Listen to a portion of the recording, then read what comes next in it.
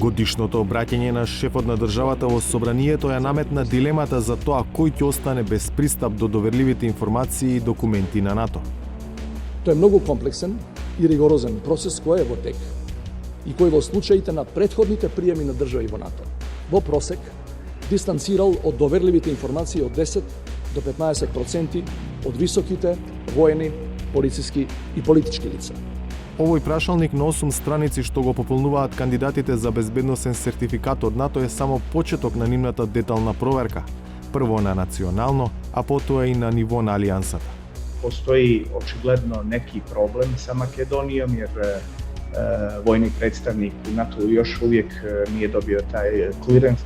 За полковник Зоран Секуловски, кон крајот на минатата година беше објавено дека ќе биде воен представник на Северна Македонија во НАТО, но до денес тој не е заминат за Брисел. Ќе го поминат ли и генералите, но и функционерите ригорозни од НАТО ветинг.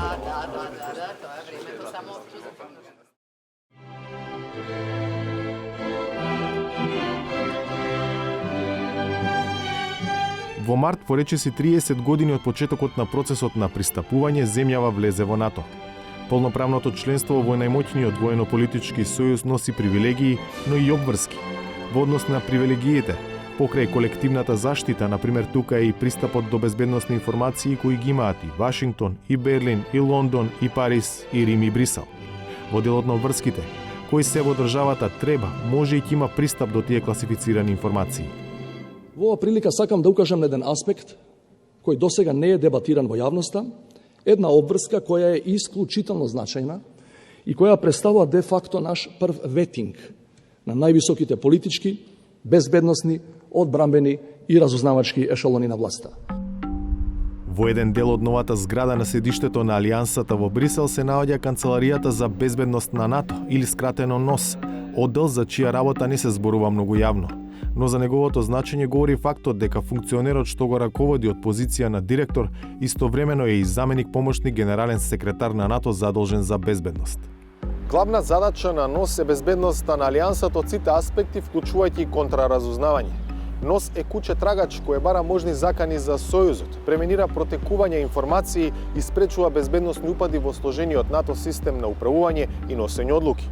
Во моментов со него раководи Доналд Гоневил, американец со децениско искуство во Алијансата, во Стейт департментот, во Маринскиот корпус. Води тим од 190 луѓе под чија надлежност е и Северна Македонија, најновата членка на НАТО.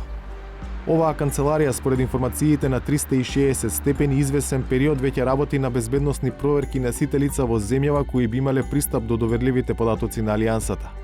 Таа всушност го врши ветингот за кој во годишното обраќање во собранието зборуваше председателот и врховен командант на армијата Стево Пендаровски. Досега, за сите функционери кои имаа контакт со класифицирани информации, беше потребен така наречен национален сертификат за пристап до нив. Но од март оваа година е неопходен НАТО сертификат за пристап до класифицирани информации, што значи дека освен нас и сите земји членки на Алијансата мораат да потврдат дека конкретниот функционер е чист по две основи. Прво, контакти со држави, ентитети и поединци кои го третираат НАТО како свој опонент. Второ, инволвираност во случаи на висока корупција, каде што постои можност да бидат злоупотребени од малигни држави, поединци и ентитети. Шефот на државата се повика на искуството од други земји. Тоа е многу комплексен и ригорозен процес кој е во тек и кој во случаите на претходните приеми на држави во НАТО во просек дистанцирал од доверливите информации од 10 до 15% од високите воени, полициски и политички лица. Првата фаза од тој процес кај нас веќе привршува, јас се надевам дека на неговиот крај ние ќе излеземе со многу помал процент на одбиени функционери. Овој дел од настапот на Пендаровски не привлече многу внимание во јавноста, можеби затоа што ова прашање, иако чувствително, се уште не е медиумски експлоатирано. По трагата на процентот на неприфатливи за НАТО за кој зборуваше шефот на државата, 360 степени се обиде да провери какви се искуствата на земјите кои пред Македонија станаа членки на Алијансата. Например, Црна Гора, која од 2017 е 29-та членка. Mi, koliko ja znam, nismo imali nijedan takav slučaj. Dakle, sve ono što smo poslali, to je i ostalo gore, te provjere su prošle. Mi nismo, dakle, dozvolili da dođemo jednostavno u situaciju da šaljemo nekoga ko bi bio vraćen radi tih provjera. Znali smo u startu jednostavno, ovdje smo znali, naša Agencija za nacionalnu bezbjednost koja se bavi tim stvarima nije dozvolila jednostavno da pošaljemo bilo koga ko ne bi prošao taj vetting samog NATO-a i zato nismo dolazili jednostavno u te situacije. Сепак, членовите на мисиите на државата членка во Брисел се само мал дел од мноштвото армиски, полициски, безбедносни и политички функционери кои треба да го поминат НАТО ветингот. Povjerenje je u tom slučaju ključ.